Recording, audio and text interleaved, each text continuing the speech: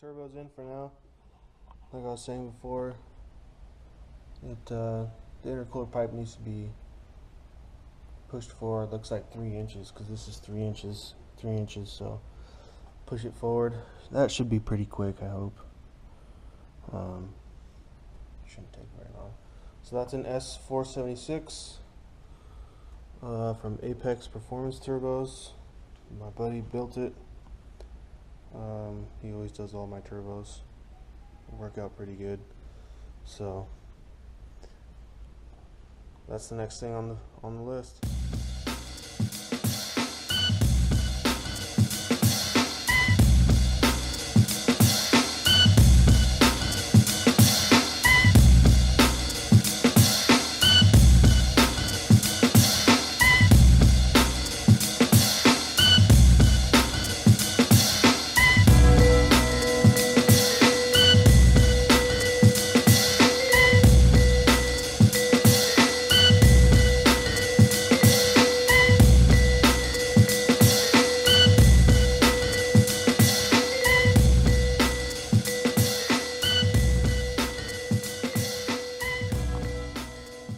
Alright, well, working on this part, intercooler. Looks like I cut off a little too much, but that's okay. I'd rather get a better fitment than anything else, so runs all the way up there to the turbo. I don't know if you can see that, but pretty good fit there.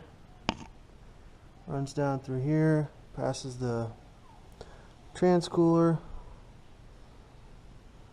Kind of not the best place for it, but hey, it works for me, so.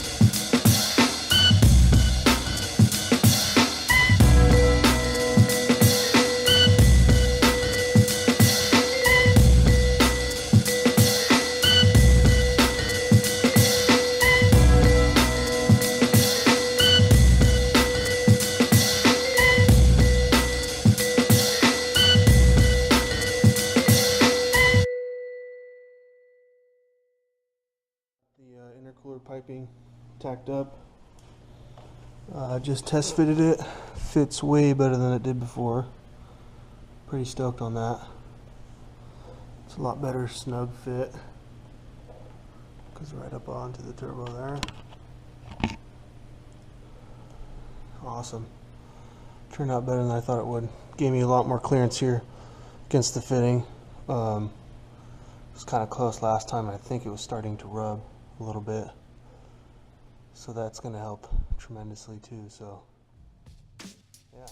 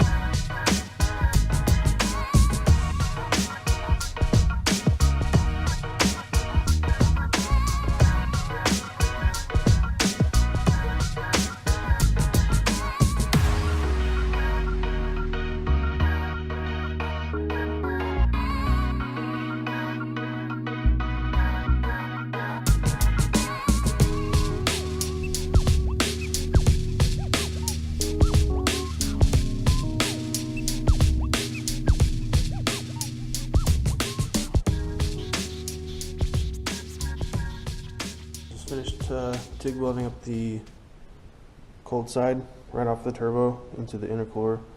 So it goes from turbo and the intercooler. Had to extend it a little bit. Welds came out okay, not too bad. But I already did the test fit on it. I know it fits. And next thing I'm going to do, actually, since it's out, I think I'm going to powder coat it wrinkled black, just like I did with the rest of the car. And I'm also going to do this the other side too, while they're both out. So, I mean, why not? I can do it myself. So, since it's out already, just get that done with. Wrinkle coated. Did that earlier. Didn't take a video of it because I just wanted to get it done real fast. But I just did it all myself. I have my own little powder coating system, which makes it super easy for me to coat whatever I want. So I got the blow-off valve back on there. I mean, it's ready to go. Got a couple new couplers and clamps that I'm going to throw on at the same time. Just so we have fresh stuff on the car, since I have it laying around anyways. So yeah, after that, we will tackle down the catch can lines and stuff. I had them already made from the previous time, but I decided just to go through all of it. So I got a bunch of new fittings, and I always use and fittings direct. Seem to work out pretty good for me. Don't ever have a problem with them. The other thing I got to do is make a vent for the gas tank for the fuel system, because I didn't realize the external system needs a much bigger vent line so the gas tank doesn't cavitate under all that pressure. So anyway, let's get these back on, and then we'll tackle the lines, and then continue from there.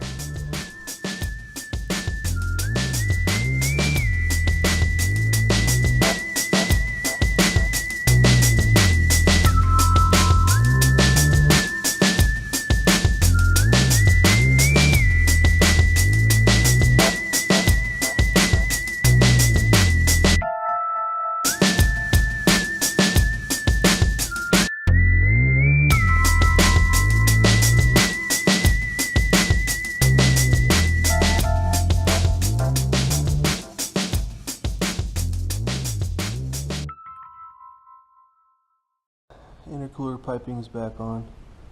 It's kind of a pain in the ass, but not really.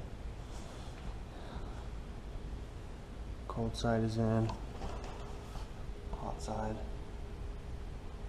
Fit up was pretty good. Just need to get the turbo back on. I'm gonna wait to put that on so I can, because I gotta redo the drain for the turbo. Alright, well, the AND lines are done for the catch can. Redid all of those. Took a little longer than I thought, but I didn't actually film any of it because I just wanted to get it done. It's actually like 1 o'clock in the morning right now. So anyways, we got that all finished up. It's just mocked up. The turbo is barely on there, just so I can get the lines figured out, right length and all that stuff. So yeah, it's all finished. Just gotta plumb up the wastegate, get the return line for the turbo done, and that's about it. Okay, so I got the drain line made. Actually came in today, all the fittings and stuff, so was able to knock that out. Have a few left to do. Well, just the vent line actually for the gas tank, but I can finally get this turbo on and get that whole side done. So let's knock that out real quick.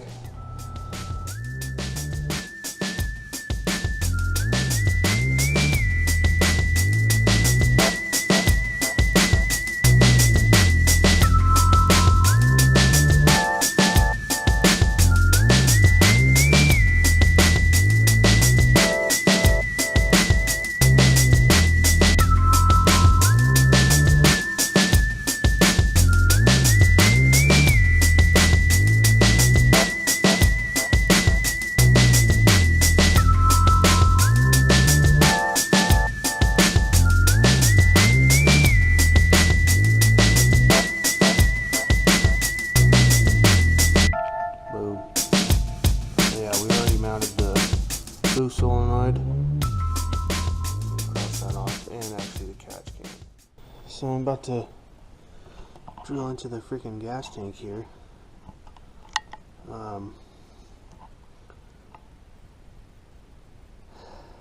Kind of sketchy about that, but I made like a little net to catch the shavings as much as I can. That way I don't really have to worry about the tank getting metal shavings in it, but probably still gonna have to clean it out and drain it, so get everything out. But if this works out, should be fine. Also gonna dip the bit into some grease. That way I can just clean it as I go, and then just go slowly with this thing. So this neat little drill fits perfectly in here. So I'm just gonna go slowly drill until I need to get to the right size. So kind of sketchy, but I'm gonna get it done. So as you can see, the grease catches the metal shavings, which is what we're trying to keep out of the tank. So little by little, clean it off.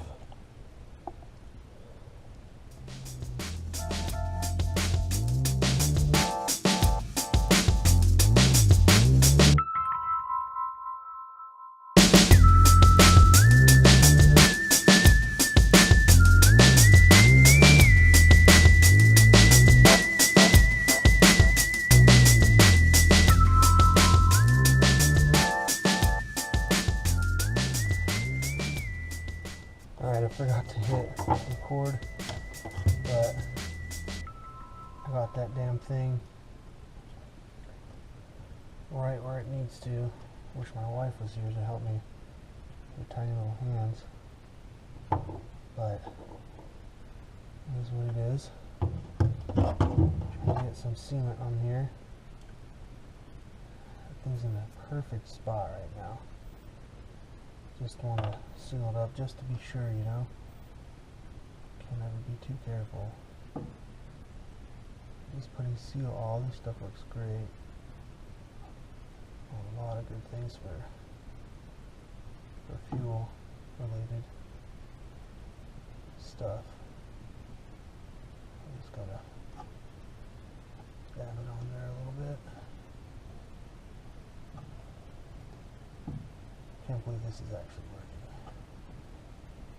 It's kind of surprising me a little bit.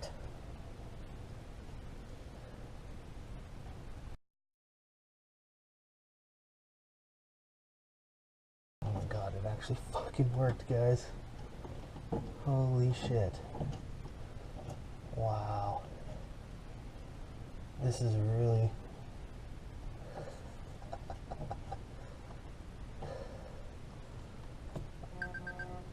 I can't believe it. I absolutely can't believe it.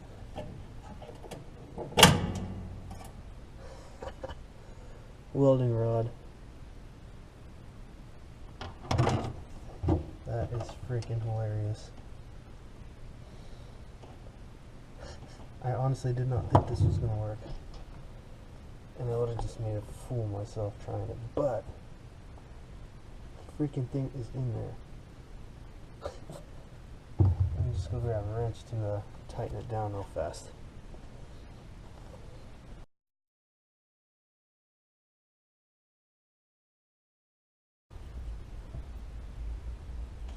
Okay, so I got it tightened down as much as I could. I think it's fine.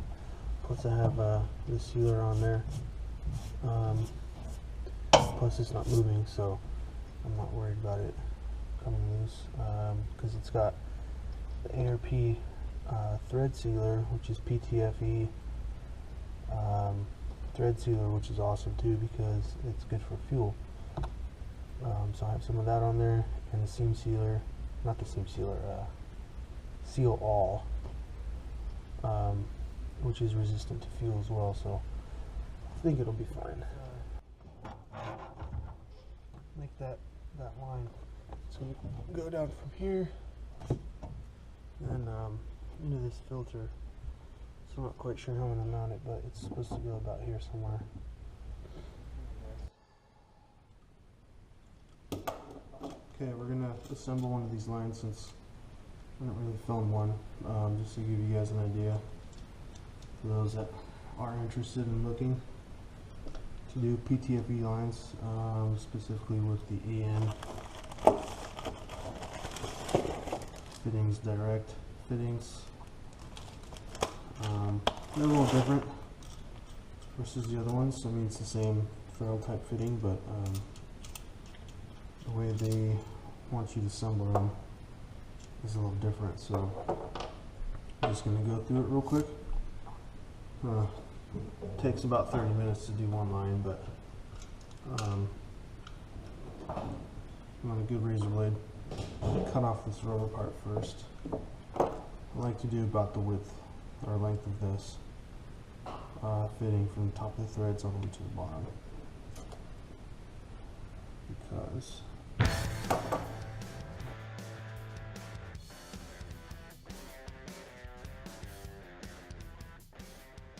or else the fitting won't fit. So let's put that on before I forget. Next thing you gotta do is now you gotta pull down the braided part. So you take a flathead screwdriver and just start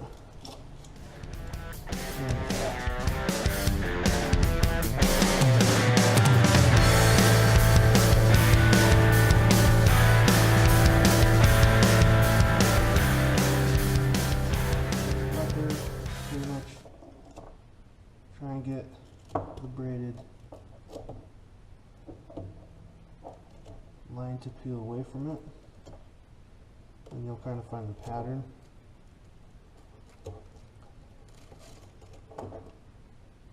And then fucking things always get you. Get some dikes.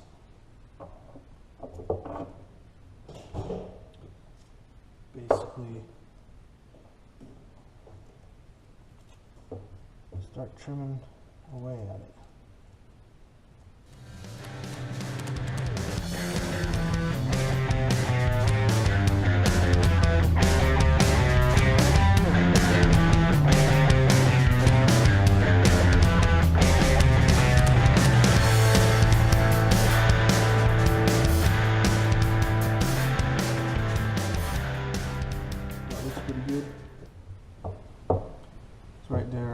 Right there down at the line that we cut to get this rubber piece off. So now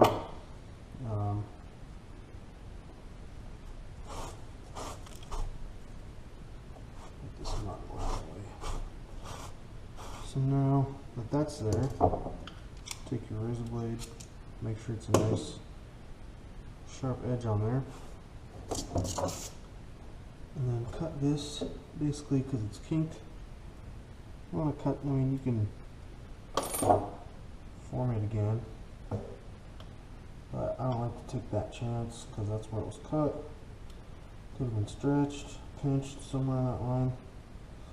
So I always just cut it right below that little bend.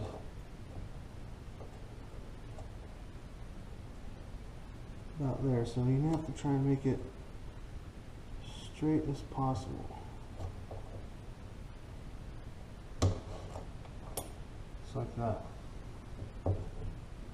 Nice clean cut. Still got your fitting on there. So now that we have that taken care of, we get that ferrule on. So the ferrule goes on there. Sits over the PTFE just like that. And what's different about these, I feel like, from all the other ones that I used, they ask you to leave 1/8 of an inch of line, just, or the ferrule has to be 1/8 of an inch below the top of the cut. So just to be precise, everyone should probably have a pair of these. Some calipers. Mine are set to 0.128. Just a little bit over, but I mean, whatever. Should be fine. And then just basically measure it all the way around. Make sure it's within spec. I always like to leave it a hair above, just for extra insurance, because that's how it seals. So yeah, once you get on there,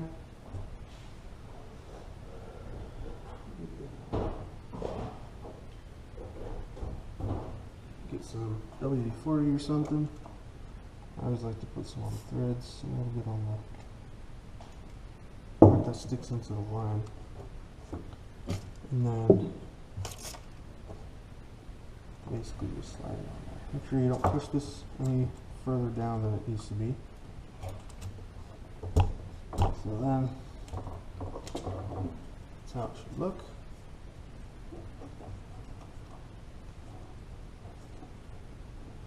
Make sure those threads are clean. You notice the braided line is just below that Teflon, or the ferrule. So that way when you slide this on, coupler or whatever you want to call this, the braid doesn't catch into the threads when you push it all the way up. So now that we're there, basically go until you can hand tighten it.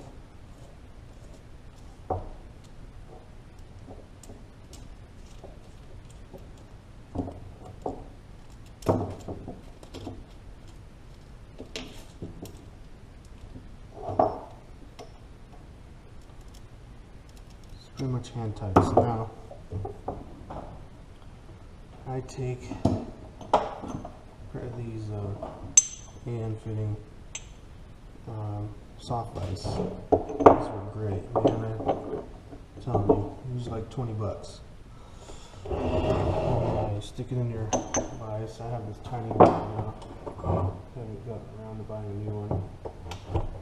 The other one's still at the shop, so basically stick them on there.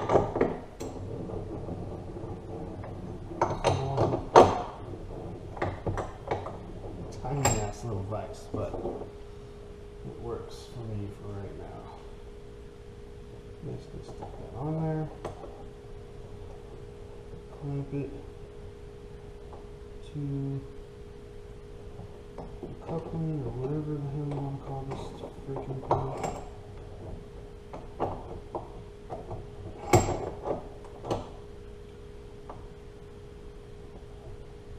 Doesn't have to be tight, just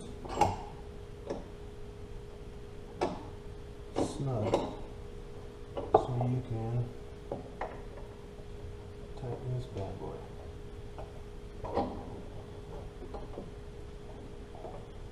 Just go until it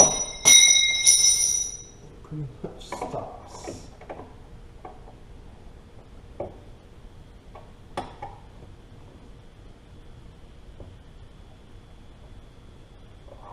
That's it.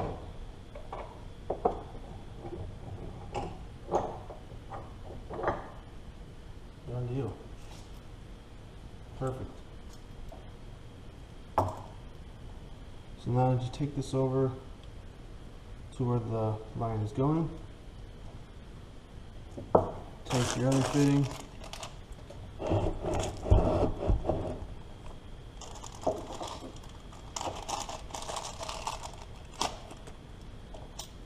Put it onto the part, and then measure it. Make sure you have, just about another inch, an extra inch and a half of line, just so you have some play and it's not too tight. And like I said, if you have to fix them later on, you can always just cut it off and put a new fitting on there. So that's what I'm gonna do, and that's about it. The vent line all finished. I got a little too late last time, so I couldn't really get a final video of it, but it was pretty standard. Just drilled a hole, put the vent fitting in, and made the AN line. And what I did was actually I put a filter at the very bottom, and basically it goes down to the bottom so no gunk or anything gets into the gas tank. So basically it goes from, you know, vents out to the bottom there, and if the car flips over for whatever reason, fuel won't get all over the place, because it'll be upside down. So and it's below the tank, so yeah. So basically if the car's sitting in the garage, what I'm going to do is just get a AN cap and cap that, so because I hear people get a pretty bad fuel smell from the vent line because it's open, obviously. So what I'm going to do is just get a cap, and whenever it's parked or in the garage mostly, I'll just plug it up, and then it should be okay. So yeah, that's pretty much it for that little vent line. Didn't take very long. It's pretty simple. Just had to have the right fittings and stuff. So yeah.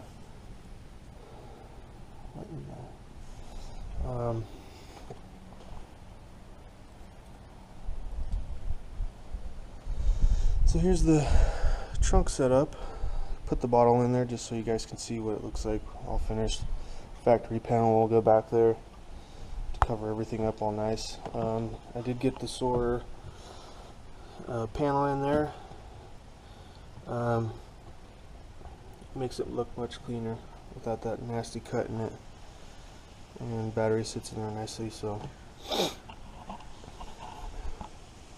that's all done. Pretty much ready for. There's the control box for the fuel pump, and then the fuse panel, fuse box, whatever you want to fucking call it. It's all in there.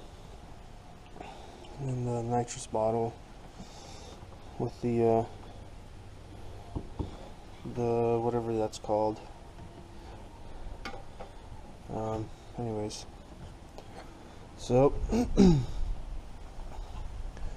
getting a lot closer. Hopefully next video or two it'll be time to fire the thing up. So here's the vent tank. Cross that thing off. We got 3 main things left to do. Put fluids in it, install the trans converter, which actually I ordered a trans jack because I didn't get one for the lift yet. So I should have that next week, and then I'm going to pull the transmission out, get the converter in, and then put the fluids in and all that good stuff, because as soon as it starts I need to basically have it ready so I can drive it right away after it's warmed up, to break in the motor, because everything's brand new. It needs to be, you know, set the piston rings and all that stuff. So get it started, let it idle for a bit, make sure there's no fuel leaks or oil, bleed all the, you know, fuel, or bleed the radiator and burp it and all that stuff, make sure there's no leaks again. And yeah, getting pretty close, dude. Probably could start it already, but I want to make sure everything's good to go. That way I can check for leaks before all at the same time, and address those at the same time, so I don't chase my tail doing that. So there you have it. And that's it for this episode. Watch for the next one. Next 1 or 2 videos, we'll have this thing running.